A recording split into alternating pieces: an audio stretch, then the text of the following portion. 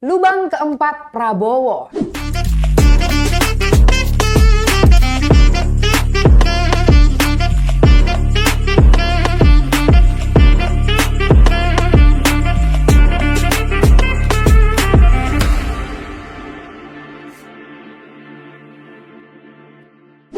Ada pepatah klasik yang sudah lama kita sepakati.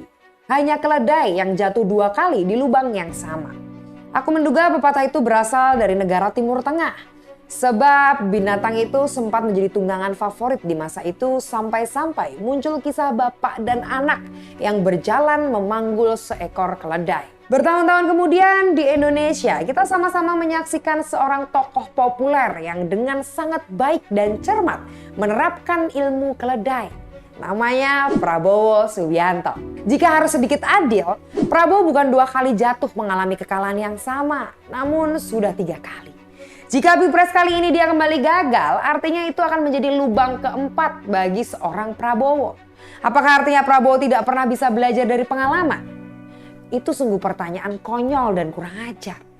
Tentu saja sebenarnya Prabowo belajar. Buktinya pada Pilpres kali ini sempat muncul branding gemoy, joget-joget dan riang gembira. Namun manipulasi yang hampir sempurna itu justru dirusak dirinya sendiri yang sejatinya seorang yang temperamental. Mengolok-olok etika dengan makian kasar sampai merendahkan kandidat lain dengan sangat lancar adalah pemandangan yang bisa dengan mudah kita lihat pada diri seorang Prabowo.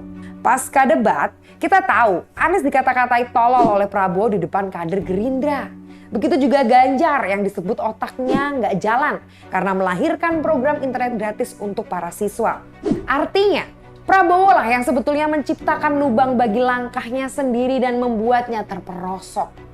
Penolakan yang besar dari masyarakat tak lain karena sikapnya yang sama sekali tidak mencerminkan sebagai calon pemimpin bangsa. Namun ya lebih mirip sebagai penguasa terminal bus. Jangan-jangan Prabowo juga gemar meludah sembarangan nih. Aku pun curiga Prabowo memang tidak bisa sepenuhnya menggunakan akal pikirannya karena sudah dikuasai dengan amarah. Ukurannya mudah, dia gampang sekali melakukan tindakan yang mestinya tidak dilakukan. Jangan salah. Kemarahan memang bisa merusak kerja kognitif otak. Saat orang marah terjadi perubahan fisiologis pada tubuh dan otak.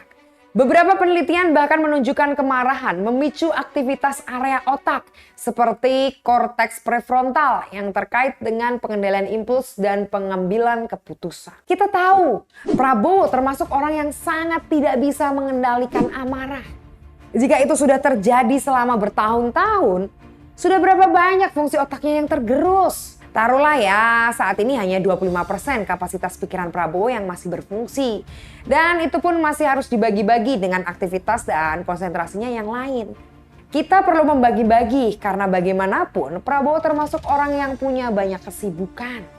Misalnya nih, konsentrasinya memelihara kuda, mampu memeras otaknya sebanyak 5%. Untuk mengurus kucingnya 3%. Kerabatnya 2%. Untuk mengurusi partai kita sepakati saja deh ya 5%. Pemilu 5%. Untuk memikirkan strategi sampai joget-joget gemoy butuh ya sekitar 5%. Dan sisanya sudah rusak atau hanya dipenuhi kemarahan.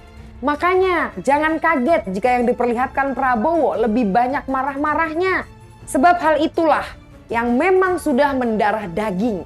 Ketika orang temperamen menduduki jabatan tertinggi, kebijakannya tentu akan lebih besar dilahirkan atas egonya. Gagalnya proyek food estate yang melenyapkan triliunan uang negara sesungguhnya adalah contoh kecil bahwa proyek itu dijalankan dengan ego dan nafsu belaka.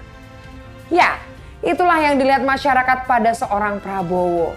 Betapa sulitnya Prabowo menjinakkan egonya sendiri. Dan itu akan terus mengganduli langkah politik Prabowo. Wajar jika kemudian dia terkesan seperti tidak bisa belajar dari pengalaman. Sebab Prabowo memang dikalahkan oleh egonya sendiri. Lalu, apakah keberadaan Jokowi dan Gibran pada Pilpres kali ini mampu membopong Prabowo untuk menghindari lubang keempat? Ada satu kemungkinan. Merekalah yang justru bakal terkena imbasnya dan lalu terjerembab di lubang yang sama. Pada cerita bapak, anak, dan seekor keledai yang pernah kita dengar dari negara Timur Tengah, Memang akhirnya mereka juga mendapatkan cemooh. Karena membopong seekor keledai bagaimanapun adalah tindakan yang bodoh.